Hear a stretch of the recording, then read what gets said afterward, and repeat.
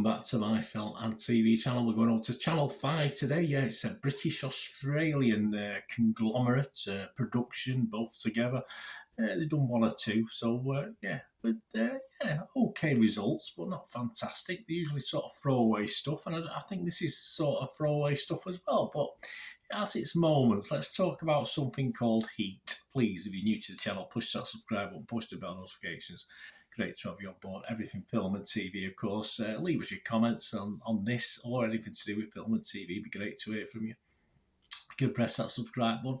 Press the like button, guys, if you can. If you like Heat, if you don't like it, if you like my little feeble efforts, I've got a couple of critics to comment on as well, but it's fairly new, this. I've only just binge-watched it after it's been on Channel 5. So we'll talk about Heat, a British-Australian action thriller drama television series created by Jason Herbison and directed by Kate Kendall. We've got 4 episodes by 42 to 44 minutes approximately, obviously with the ads, etc. And it was broadcast over 4 consecutive nights from the 11th of July, so 11, 12, 13, 14. I'm doing this review on the 15th, so any comments are as at that date, the 15th of July 2023. All episodes are now available to binge watch. Yeah, so 88, what's it once about? Just under 3 hours. Yeah, okay. On My 5. And this will actually air a little bit later. It's not been on in Australia yet, even though it's obviously they covered some of the cost. Network 10 in Australia. I think it was actually shot, I think, in Melbourne as well, the actual drama. And what's it about? Well, it's about 2 families. Don't look, well, quite soon we find out they're a little bit dysfunctional. So, yeah, they take part in a sort of joint vacation amidst, during the bushfire season, yeah, as you would do. But they're safe, they're in the middle of nowhere and lots of empty space around them. But we'll see how that pans out, won't we? Secrets and lies unravel, of course, as you'd expect. And not everyone will make it out alive, that's for sure. So, yes, it's... interested, if a little bit daft in parts.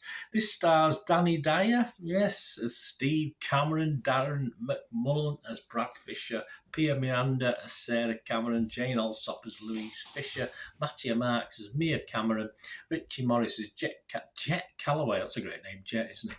Macho Anetta as Tom Cameron, and Hunter Hayden, some good names, I think it must be an Australian thing, as Kip Fisher. Kip, that's another good name. It's a bit like the Americans, the Australians, they come with some strange names, but I think we're catching them up over here in the UK. What people think? Well, we've got three little comments from critics. James Jackson of The Times. He gave it 3 out of 5 stars, which is okay, that's fine. But he branded it the latest thriller to rot your brain over 4 nights. So I'm not sure if it means that in a good or a bad way. Well, you decide. A lot of entertainment on telly rots my brain, so it could be a good thing, could be a bad thing.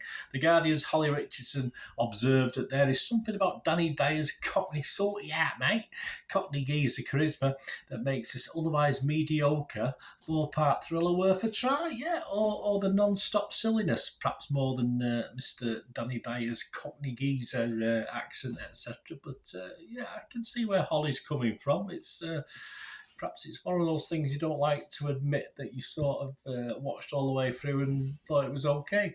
Gerard Gilbert also gave Heat 3 stars. He called it laughably unsubtle, I think you can say that, but surprisingly Moorish. Tightly plotted with the added dimension of an encroaching bushfire. So there you go, you've got a good plot there. You've got a plot with things going on. I think perhaps more could have been shown of showing the bushfire. I didn't really build the tension too much. A little bit, not too much. But of course, they had a budget to work with, didn't they? So there's only so much they could do within the constraints of that. Right, so that's it, guys. There's nothing Rotten Tomatoes. There's nothing Metacritic on this one. As I say, it's fairly new. So it's just left with me, really. Have you got a feel for what I thought about it? I'm not a big fan of Danny Dyer. He's all right. His acting he's Danny Dyer, simple as that. He doesn't do, he can't. But I'd love to. I wouldn't fancy watching me Shakespeare, put it that way. But as long as you disengage your brain, which I thoroughly did with this, because it's obviously by the people who did Lie With Me. We've done a review on that in the past, so I sort of knew what to expect. A bit of an old-fashioned, silly plot-driven thing that just, sort of test the boundaries of normality with people, with what they do and what they decide to do, which is fair enough. It's entertainment after all. So if you disengage your brain and go along for a ride, I didn't think this was that bad. Certainly not as bad as some people probably will think when it starts getting scores.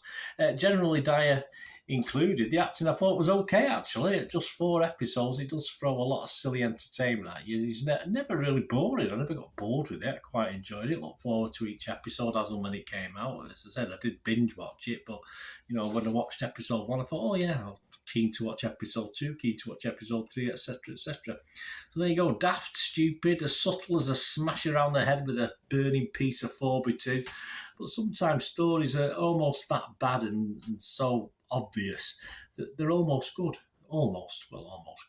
I was reasonably entertained by Summit with Danny Dyer in, which is good. Something I can't say about EastEnders, so there's a plus point. So it's got to be an okay from me for this. Just make sure you don't expect any sort of classical, not like Heat with Robert De Niro in, that's for sure. It's certainly not on that scale. But just as I said, turn your brain off and just go along for the ride and just accept it for what it is. Points-wise, Metacritic, I'd go positive. Yeah, definitely. Rotten Tomatoes, I would say fresh. And I'm going to give it my basic watchable rating, which is a steady Eddie, 6 out of 10. So let me know what you think, guys. If you thought it was garbage, I fully understand. But as I said, because I'd seen Liar with Me, which was done by the same people, and you say as long as you don't expect too much, you won't be disappointed. It's as simple as that. Let me know what you think, guys, anyway, about this or anything to do with film and TV. Great to hear from you. Till we meet again, that's one thing, don't I? Please stay safe, everyone. Bye for now.